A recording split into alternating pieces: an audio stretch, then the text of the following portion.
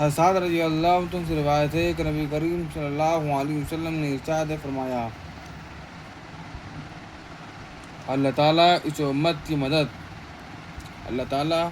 امت کی مدد اس کی قابلیت اور اس کی صلاحیت کی بنیاد پر نہیں فرماتے،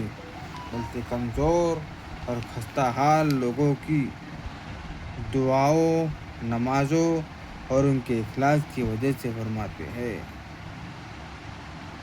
ابو درداء رضی اللہ عنہ سے روایت ہے کہ نبی کریم صلی اللہ علیہ وسلم نے ارشاد فرمایا، جو شخص سونے کے لیے اپنے بستر پر آئے اور اس کی نیت یہ ہو کہ رات کو اٹھ کر تہجد پڑھوں گا، پھر نیند کا ایسا غلبہ ہو جائے کہ صبح ہی آنکھ کھلے، تو اس کے لیے تہجد کا ثواب لکھ دیا جاتا ہے، اور اس کا سونا اس کی رب کی طرف سے اس کے لیے عطیہ ہوتا ہے۔